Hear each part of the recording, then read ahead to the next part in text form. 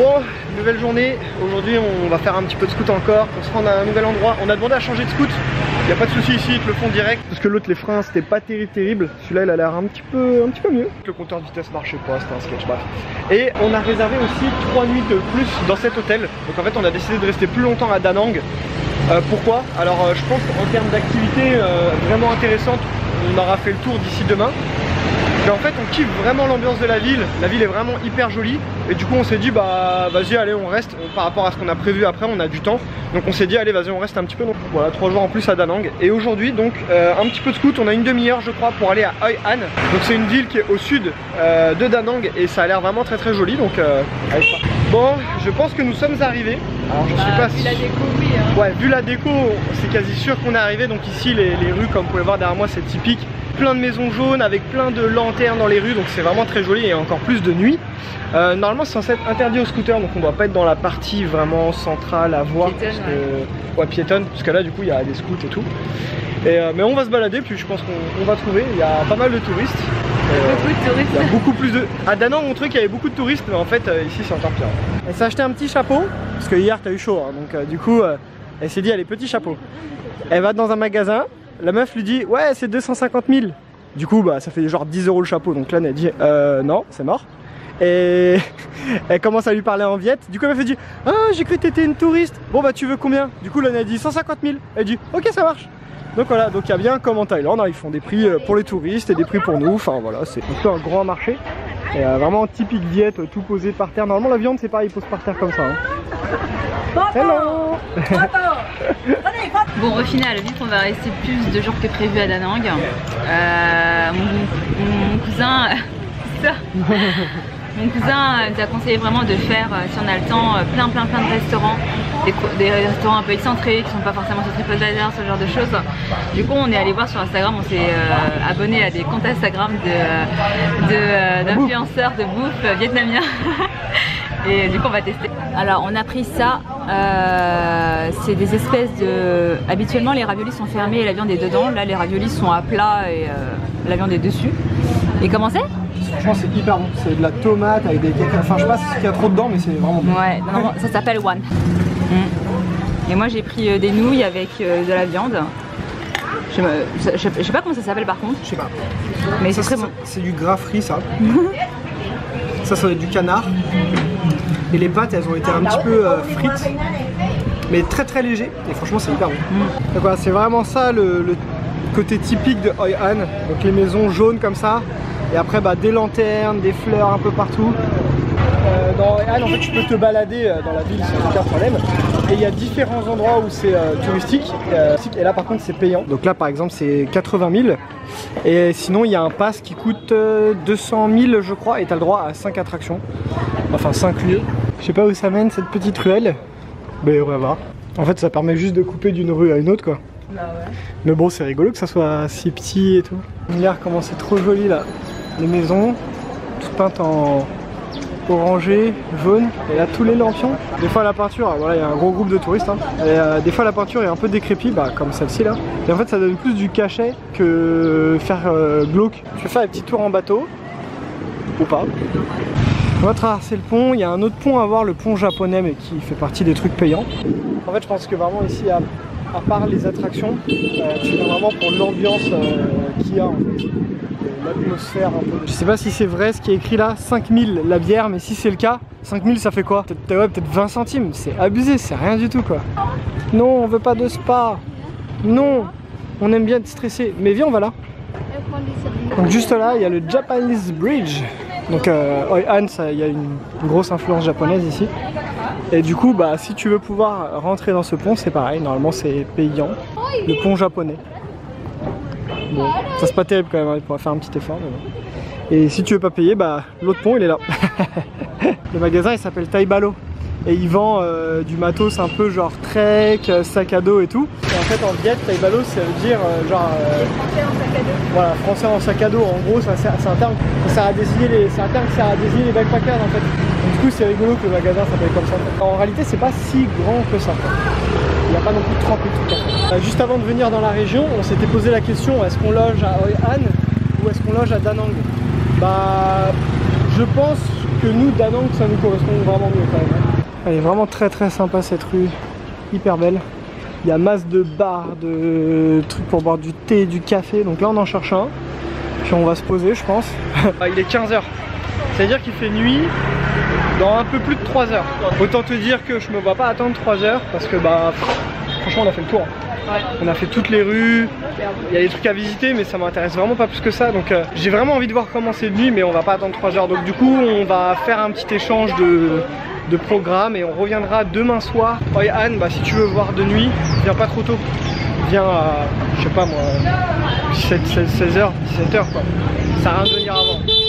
Aux alentours de Danang, il y a plein de rizières. Trop bon.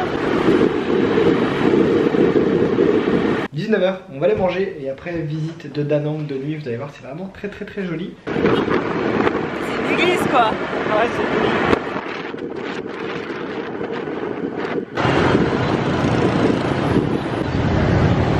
Bonjour la circulation. Grave.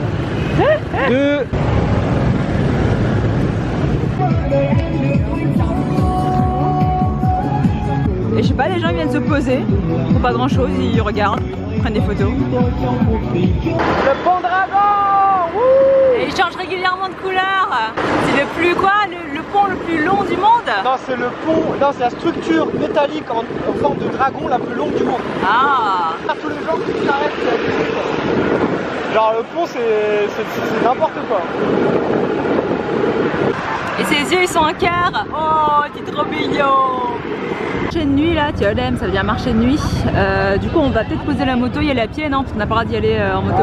Ça peut rire parce que autour de tous les endroits un peu touristiques, les marchés, trucs comme ça, il n'y a pas d'endroit pour se garer officiel, il n'y a pas de parking officiel. Du coup il y a des gens, ils se proclament gardien de parking. Gardien de parking. Du coup tu poses la bécane et ils te font payer. Ils te font payer quoi? 5 000. Ouais, donc... généralement c'est 10 000, 5 000. C'est pas hyper cher, mais bon, au moins ils surveillent. Tu fais chier quoi. Ouais, au moins ils surveillent ta caisse. Il y a un petit peu beaucoup de monde dans ce marché des dents. Ouais, voilà, en fait il aura suffi de marcher à peu près 1 mètre et c'est bon, la bouffe est là. C'est ce qu'on voulait manger. Alors en fait à la base on voulait faire un resto de ça ce soir, sauf que le resto qu'on voulait faire était fermé. Donc il y a du street food, ils en font un, bah on prend. Alors ils appellent ça un peu les pizzas vietnamiennes ou pancakes vietnamiens. Et en fait ils mettent de la viande, des épices, il y a un œuf en général. Et puis bah voilà, ça se mange un peu comme une pizza sur une galette de riz cuit au barbecue. Et bah ça a l'air vraiment très très bon. On va goûter ça, on va voir. Hein.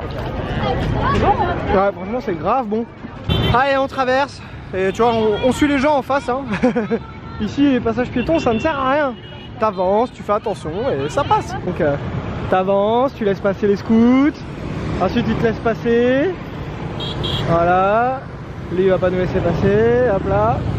Et voilà, ça passe. Et sous le pont Dragon, juste là. Et il y a masse de monde, les gens ils sont sortis. Franchement, c'est très très animé quoi. On est samedi soir en même temps. Il va être 21 h, donc normalement, il y a le spectacle du dragon. Je vais essayer de me placer pour aller voir ça. De toute façon que devant c'est déjà bouché, il y a déjà beaucoup de monde en position. Ça y est, ça commence. Faut se dire que c'est un pont quand même. Hein. Un pont qui crache du feu.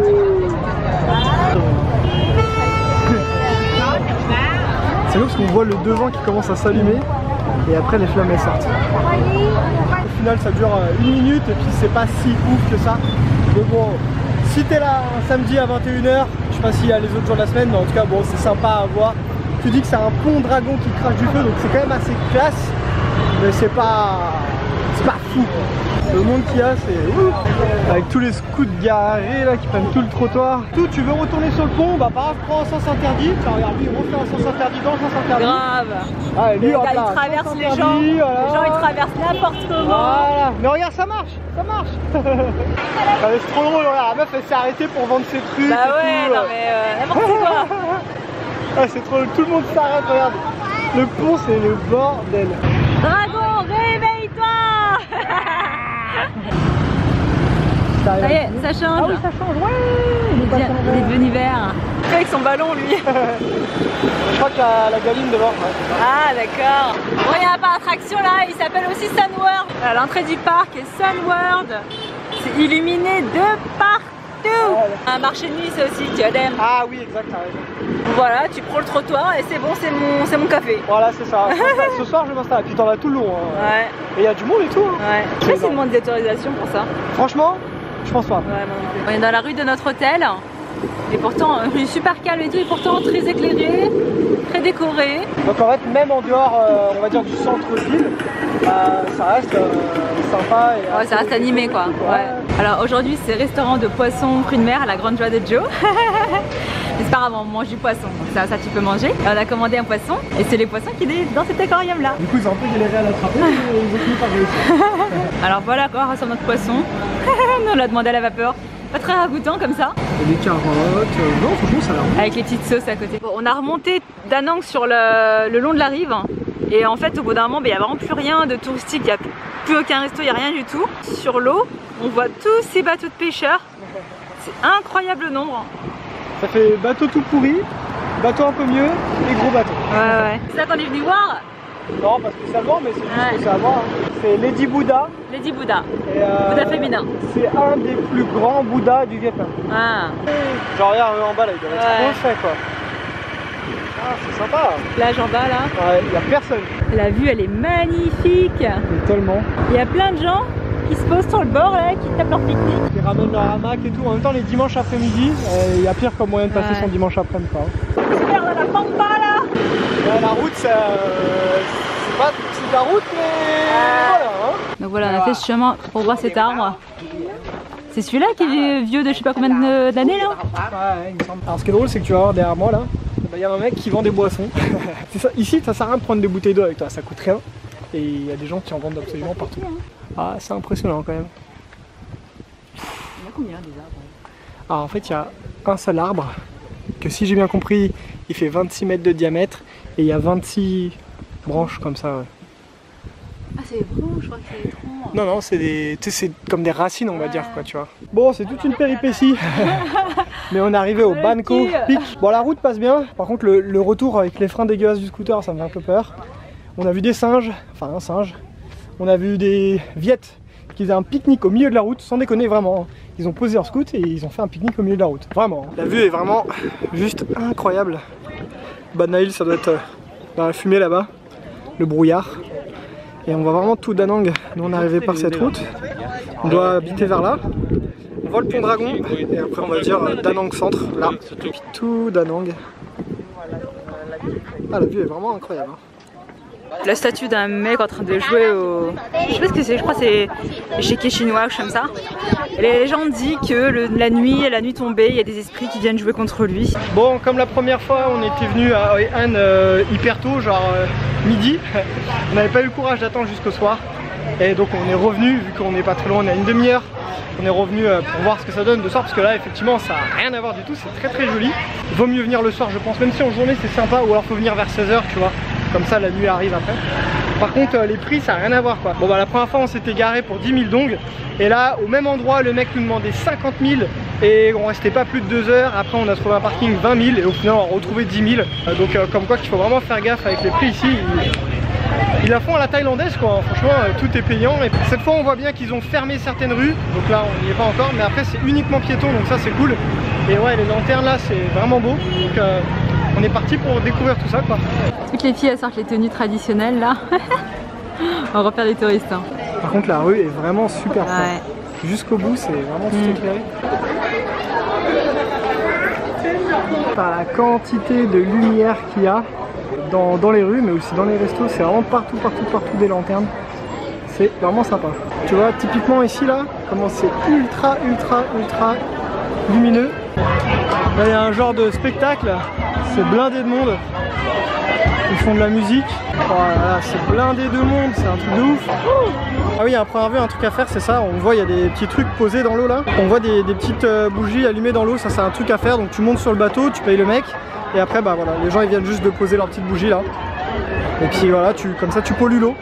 What, je sais pas si vous vous souvenez, le pont quand on y était 2 jours, il y avait presque personne. Et là, c'est un truc de ouf. Ouais, du coup, t'as plein de mamies qui vendent des petites bougies là au bord. Donc ouais, bah, 5 000 ça va, ça coûte vraiment pas très cher quoi. Tu peux te permettre de faire ça. Si t'as envie de polluer, tu peux le faire. Par contre, comme dit Lan, effectivement, Il y a quand même vraiment beaucoup de monde et encore on n'est pas le week-end, on est mardi. On a réussi à trouver une rue avec beaucoup moins de touristes et tu vois c'est carrément mieux quoi. Et pourtant elle est grave jolie cette rue. Tu vois même les commerces ils jouent grave le jeu. Bon là ils vendent des lanternes donc ça triche un peu mais moi je kiffe. J'aurais été vraiment déçu de ne pas revenir sans voir tout ça. On va dire que le seul point un peu négatif c'est le monde, mais tu vois tu peux trouver des petites rues un peu adjacentes très jolies et au final avec beaucoup moins de monde donc ça va. Par contre le côté carrément plus agréable par rapport à la journée c'est qu'il n'y a pas de scoot et ça c'est cool, c'est que piéton. Là si on vient tout juste de voir ce panneau, donc après avoir vu de 15h à 21h30 bah pas de scoot. Là elle craque pour un banana rôti. Bonne cake. Ah mais il a dit banana rôti comme en Thaïlande, exactement, à part qu'ils le font moins grillé je pense. Bah c'est pas frit en fait, c'est juste comme une pâte à crêpes. Ouais c'est ça voilà. Il y a du Nutella, moi j'ai pris parce qu'on voit juste devant là, le pain c'est du porc qu'il y a dessus. Le fond réchauffé, franchement c'est pas dégueulasse du tout, on verra si ça me rendra malade mais l'heure avance et le nombre de bateaux augmente au fur et à mesure, c'est abusé. Il y a au moins, je sais pas, une vingtaine de bateaux là. Et il y a des rabatteurs absolument partout, c'est abusé. Elle était bonne ta petite crêpe, ton petit rôti? Ouais. Je préfère la thaïlandaise. C'est frit, hein. Ouais, c'est meilleur frit, c'est vrai. Je sais pas si vous allez entendre, mais il y a des bars avec du live music, il y a un mec qui joue. Et puis, bah, encore une fois, hein, j'insiste, mais les lumières. Bon, on engage déjà le retour, il est 21h et quelques, on sera resté une heure à peu près. Par contre, malgré le monde, 21h, il y a déjà des cafés et des restaurants qui ferment. Ouais, on est en semaine, mais il y a masse monde encore quoi. Bref, je vous conseille vraiment Anne, très sympa, surtout de nuit, plus que de jour quand même. Et peut-être que le week-end ça vaut le plus le coup, donc bon samedi on aurait pu vous le dire si on était resté, mais vu que ça n'a pas été le cas. Vraiment c'est à voir de nuit, c'est hyper joli. Par contre faut pas avoir peur du monde, parce qu'il y a quand même pas mal de monde, et surtout des prix, puisque bah, comme il y a beaucoup de touristes, fatalement les prix ont tendance à être un peu vers le haut quoi. Mais sans ça, c'est vraiment à faire je pense.